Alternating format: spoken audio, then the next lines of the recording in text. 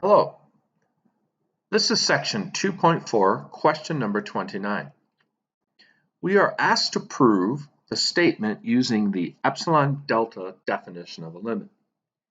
In this particular situation, we have the limit as x approaches 2 of the function x squared minus 4x plus 5 equals 1.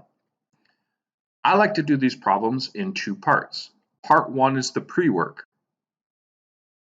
Our goal is to find a number delta such that if we have the absolute value of x minus a less than delta, then the absolute value of f of x minus L is less than epsilon. I think it's best to start with the epsilon part and do algebra to get to the delta part. Here's the epsilon part, f of x minus L.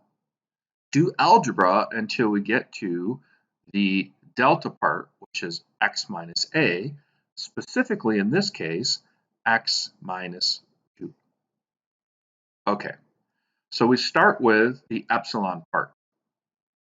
We substitute for f of x, which is x squared minus 4x plus 5, then minus L, which in this case is 1. Simplifying, then we can factor. When we factor, we have the absolute value of x minus 2 times x minus 2. Well, x minus 2 times x minus 2 is the quantity x minus 2 squared. The quantity x minus 2, when we're squaring it, is always going to be positive. So we're allowed to take the square root of each side. So now we have the absolute value of x minus 2 is less than the square root of epsilon. So in this particular case, we have x minus a is less than delta. That's what we are working for. But we also have the case where x minus 2, the absolute value, is less than the square root of epsilon. So comparing those two things, we should try to make delta equal to the square root of epsilon. So delta is the same thing as the square root of epsilon. So our choice for delta is going to be the square root of epsilon. Okay, part 2. The proof. What we need to do is show that our choice for delta actually works. When we're writing a delta epsilon proof, we always start the same way. Proof. Let epsilon be bigger than 0 with delta equaling our choice of delta. In this case, epsilon take its square root. Then we write if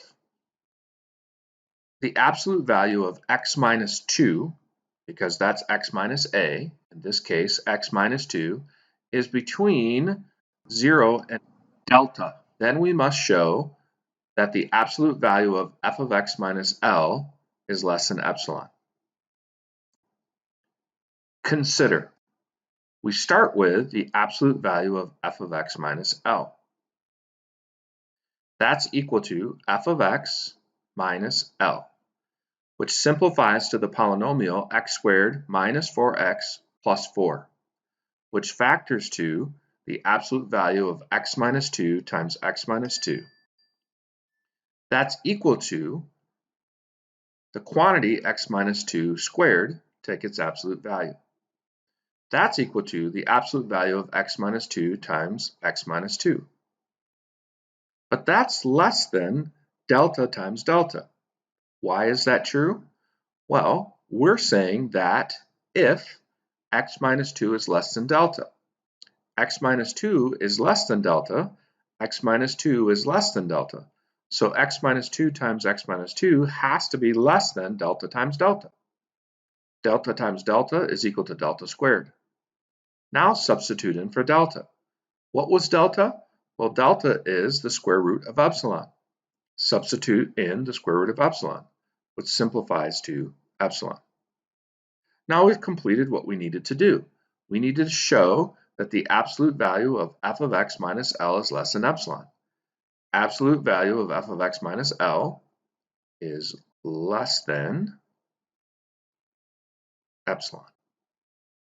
All right, Therefore, by the definition of a limit, the limit as x approaches 2 of x squared minus 4x plus 5 equals 1.